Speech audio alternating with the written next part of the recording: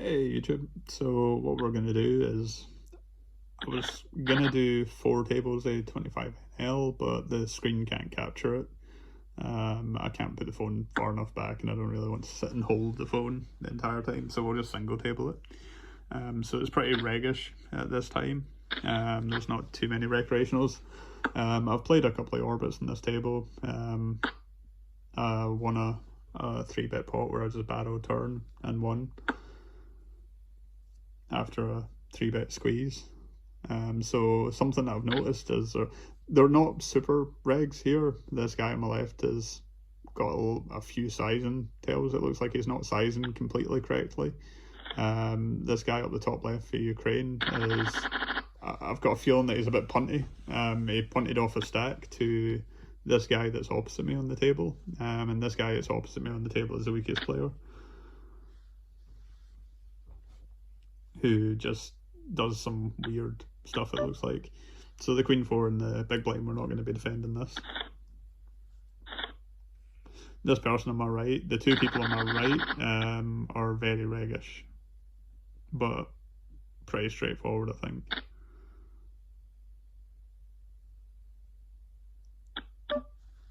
Okay, so we're going to take this as a 3-bit. We'll take just under 4x sizing. Okay, so this is a flop that we're not going to bet super frequently. In this exact spot, I think we're actually going to play this as a check. And maybe a check give up actually, we just don't flop anything. And against a weaker player sort of thing. Okay, so again, this is going to be a spot that we check pretty much 100% of our range. We don't have much 6x.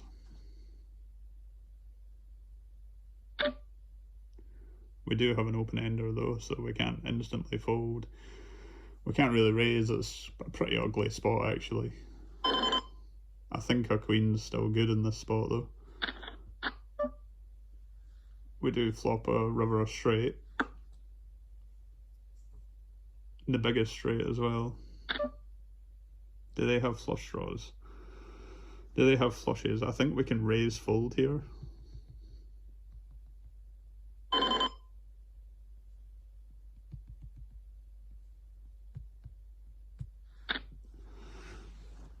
I think he still calls off 10x, but I don't think he jams anything but diamonds.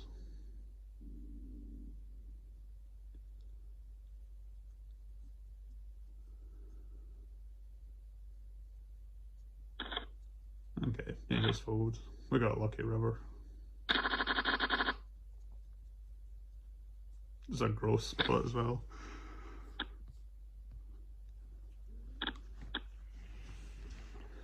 The reason I take a smaller size in there is A, to give us room to fold, but it's also to allow him to call off 10x, and we can still raise 10x for that size. And if he's got 6x, he might find a call. It's a little over 2x to raise, so he's getting a fantastic price to call off with a 6 and a 10, and obviously we beat a 10, so that's fine. If he jams, though, I don't think he jams anything but diamonds. I think if we just jam there, then actually maybe jam, he levels himself into a call, but then he has to ask what do I call the turn with. So he probably assumes that I've got diamonds that called the turn and probably finds the fold. So yeah, I think I like the smaller size in there. Okay, so we get 3-bet, a 3-bet and a call. That's gross. Okay, we're not going to be doing anything with the Jack 9 offsuit. So this guy is a bit of a punter, so we'll see what happens here. He just snap bets. Wow, just okay. Okay, yeah, that's so punny on both parts. So it just takes the quick. Got the 3-bet with the queen 10 is fine. You can check the flop some of the time when you 3-bet the queen 10 there though. If you bet, you can bet for a smaller sizing. I don't know what you just snap, call off a jam, and the queen king offsuit is terrible. So this is going to encourage in future, like for example, if he 3-bets, and specifically if he 3-bets and this guy opposite me is going to call the 3-bet, I think we need to 4-bet more frequently with a linear range. The reason that I'm going to do it with a linear range is because a linear range, by the way, is just your best hand starting from the bottom up. Like, you know, I'm going to have very few bluffs against that.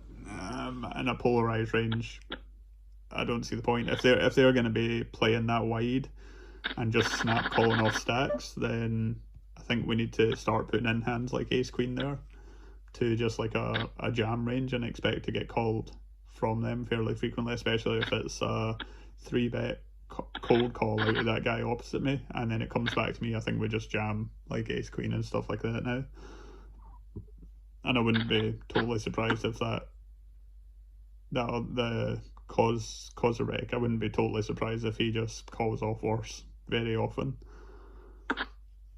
As I said when the video started, he seems a bit punty and it seems absolutely correct.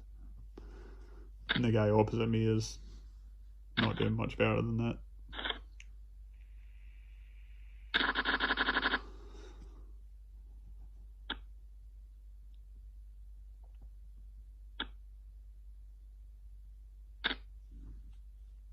A flat.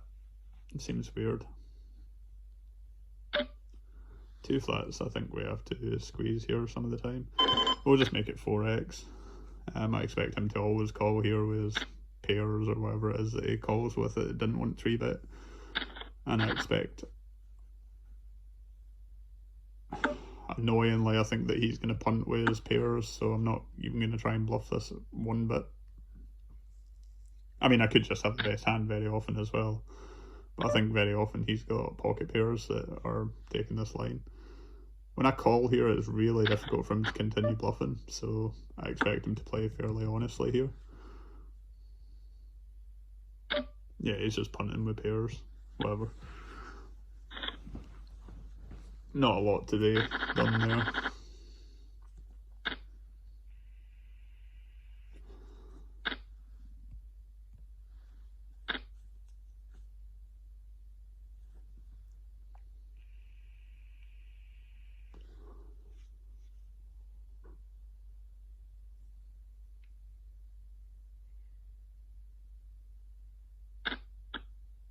Okay, so the 3-bet squeeze comes in. I would have liked a little bit of larger size and given the 2 calls, but it works out. Unless it had aces, then it didn't work out, and it would explain why they sized down a little bit. 7-3, obviously we're not going to be doing a lot with. So this guy opposite me has obviously been very active. So it's nice that we're a little bit deeper with him as well. If it folds to us, we will open. This guy up at the top right of the table that just left actually has done absolutely nothing this entire time. Okay, so here's the 3-bet. I'm tempted to take a flop with him, but we won't on this one. I'm tempted to take a flop just because I think they'll punt when we hit. But the problem is that you can have like Queen Jack and I end up like a mini cooler in myself sort of thing.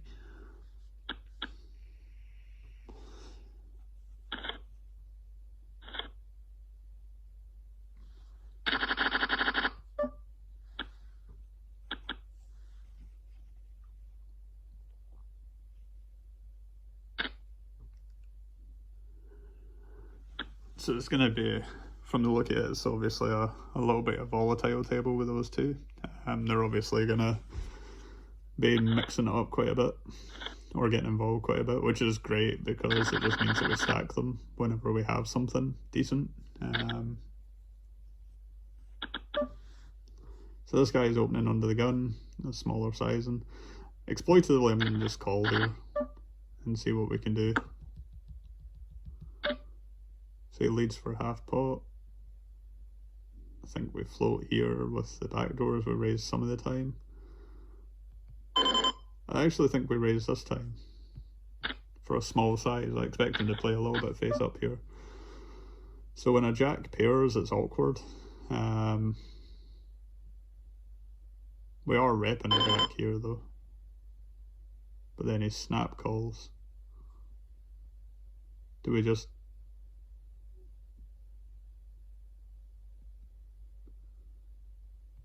I think we actually just check here and then overbet rivers. Okay, never mind. We'll just get out of the way.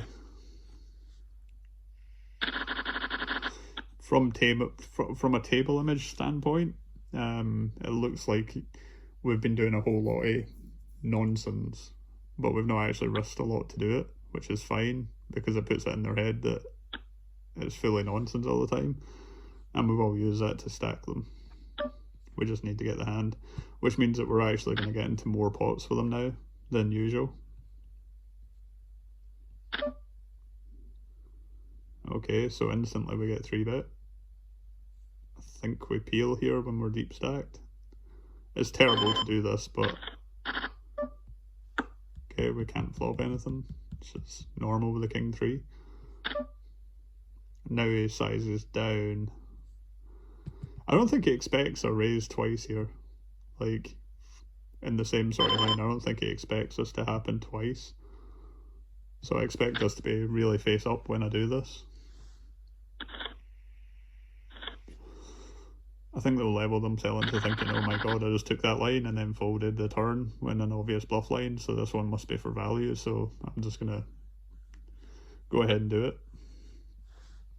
And I don't want to mess around with this person. They're a little bit regular. They're on the regular side and a little bit tighter. So this guy's just on a tirade right now by the look of it. He's probably just had some hands, so we'll see how it goes. I'm gonna eat a Pringle.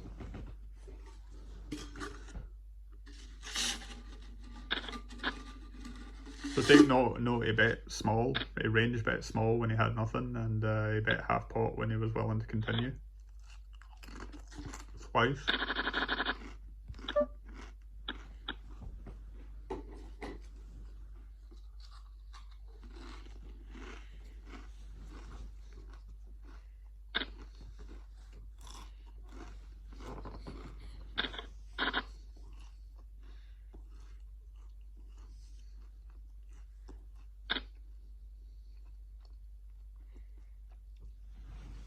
It's annoying that the guy opposite me is sitting out now. There's a pretty high probability that he gets stacked. And a very high probability that the Kozarek guy gets stacked again. He's already been stacked twice and just really punty lines.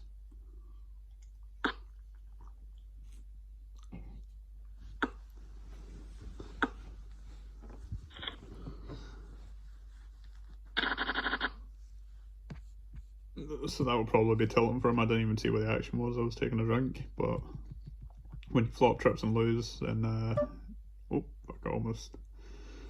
Okay, so give us a 2, and then I'm gonna raise the flop. God damn it. Okay, so when he bets small when he's tilted, I think we do have a bit. I think we're just gonna peel one. He showed a tendency to check in that last hand, I think. So we'll see what happens. An overbet.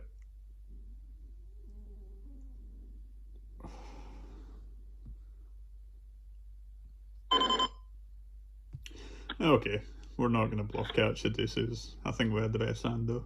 But there's going to be a lot better spots against him.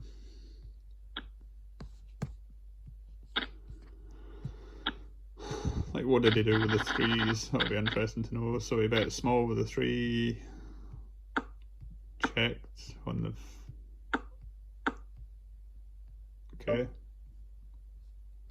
I'm not going to open the button against these two with that hand.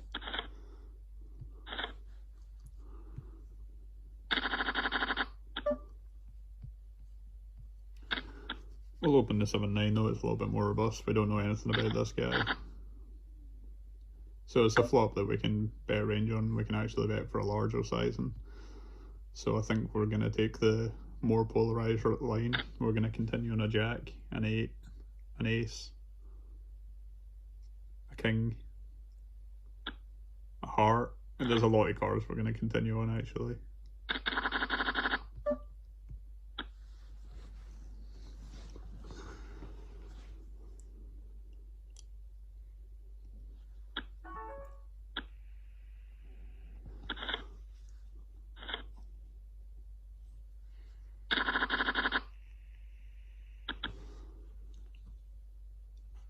So this guy's auto topping up as well. Now full 3x open on the button.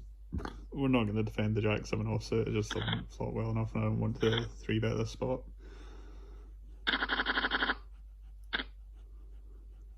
I really do want to get in pots for this guy though. I'm tempted to deviate here and take a line that I don't normally take online, and I'm going to call it the small blind just because I want to get in pots for this guy, because I feel like he's going to punt a stack and I just need to obviously have a hand. I'm not going to have too many bluffs against him though.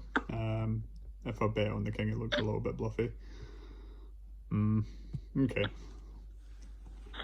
We're just pretty much playing a straightforward sort of live style against him where you just try to flop a hand and stack him because he's going to overplay hands. Not much to be said, obviously, ace jack on the button.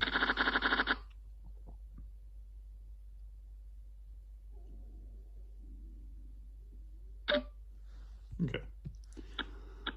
Interesting they were taking a min open size.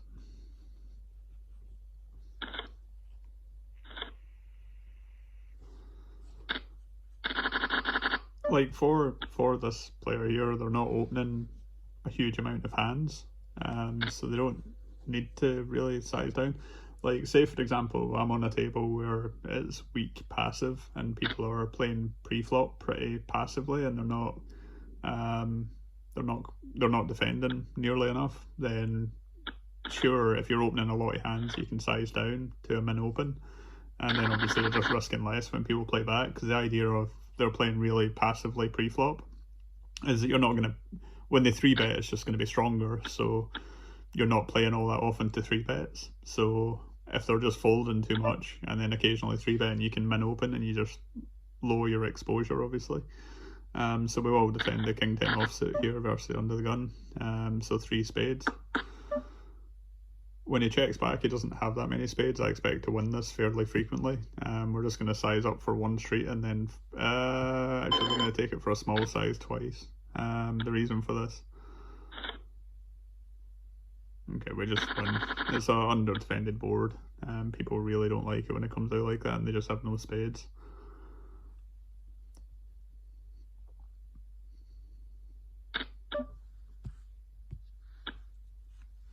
We'll just fold the jack deuce in the small blind.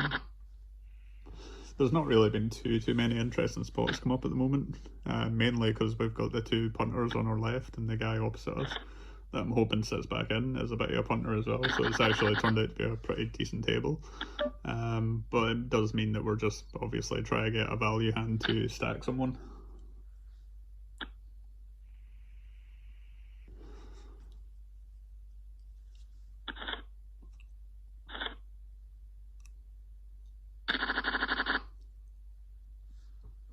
I feel like if I open this one, the small blind 3-bets at a higher frequency than they should. It's just I don't have a hand to open. I feel like that's what kind of happens there against me.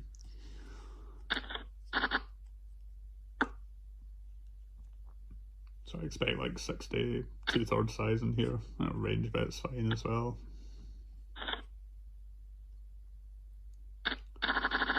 Unfortunately the other guy left. I don't mind opening double Broadway and getting flatted in position, and I would continue a little bit more frequently than when I connect, I mean, than I normally would.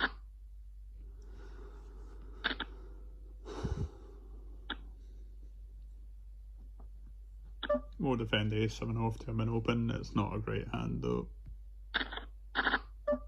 It's a reasonable flop though. We've got backdoor spade and we hit a 7. Okay, so he sizes down here. I think we lead here some of the time. And we're going to lead for a tiny sizing.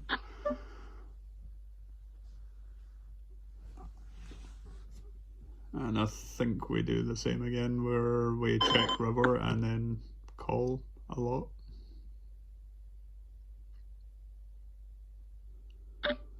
Okay.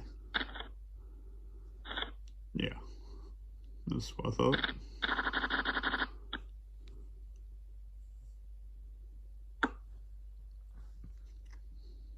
So just to quickly explain here,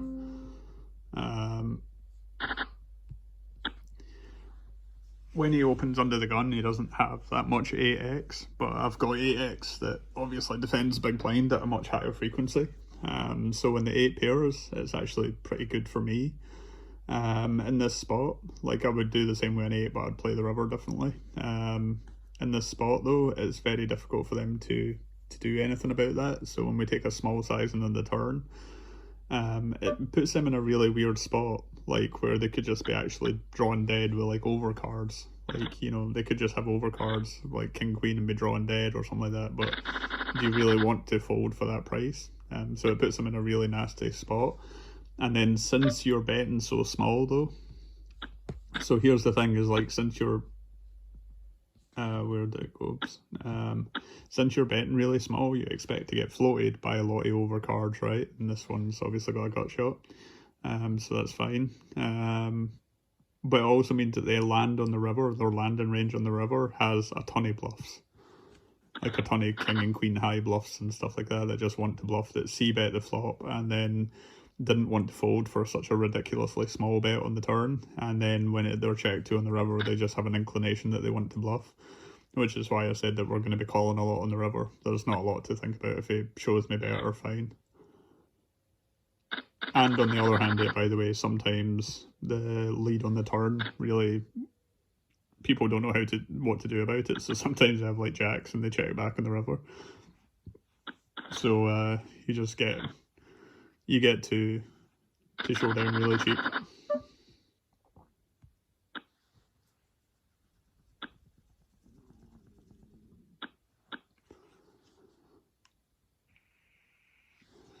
I'm just looking at the length of the video. I'm going to have to wrap this up soon as well. It's a shame I can't show you like a longer video, but me narrating this is obviously a good job if you've listened to this entire way.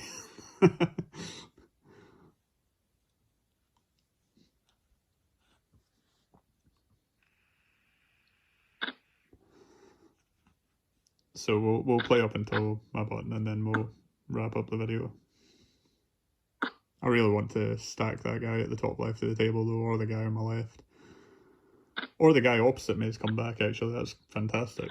I wouldn't mind playing a huge pot with one of them. After I wrap up the video, I'll probably do that. Or I'll do something else, I don't know. So if he opens, we'll defend the king 10 offsuit. If the button opens, we'll 3-bet.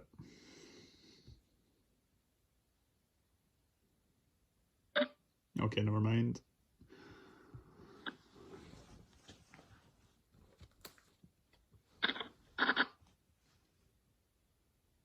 You can use a big sizing here or a small sizing.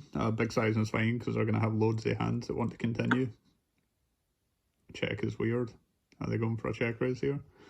The button should have a load of hands that want to bet here as well, like queen 10 and 8-9 or 9-10 rather, and stuff like that.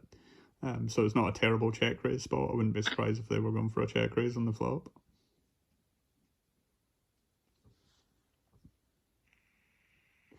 So he's not going to take this sizing with queens and kings. So now he's saying that he had a slow play on the flop, or he's going to have a hand like pocket tens. A raise here is very interesting.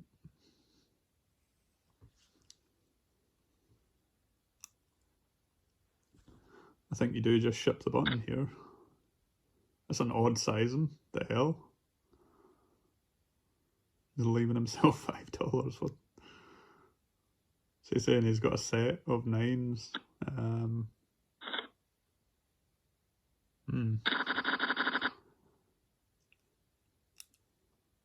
then the big blind, or the small blind folds. It's a really interesting pot. 3-bet check flop.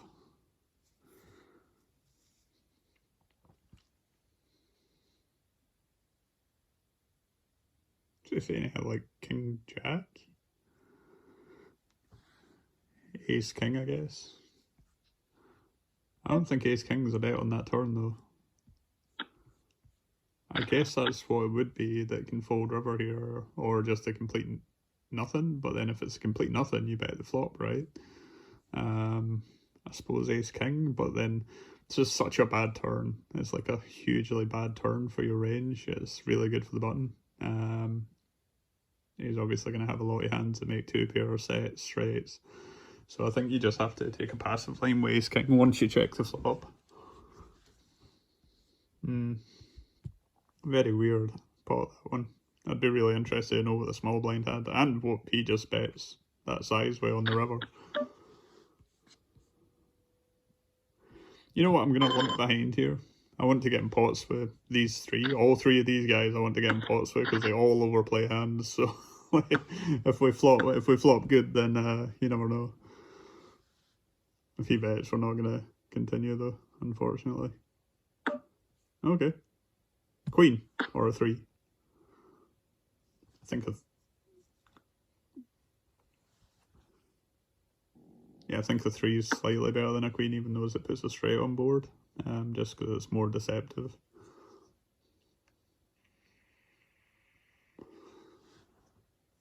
If it checks to me again, I think we take a tiny, tiny, tiny size.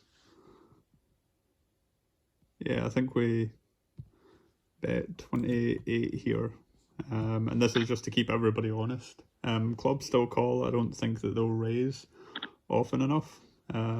But like a lone club might call, we get a little bit of value out of it, and then we just check back rivers. Okay, and then we get to showdown really cheaply, and we got value out of the 2. We're only making that play because I don't think that anybody ever plays back at us or anything like that. And once a load of people that want to punt stacks check around twice, a queen's very likely just good there. It's not like a regular that's going to be balancing the range.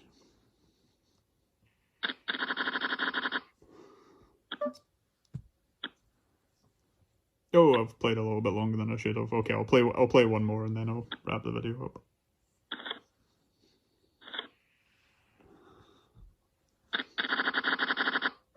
Oh, fantastic. Okay, guys. Anyways, I hope it was a little bit instructive.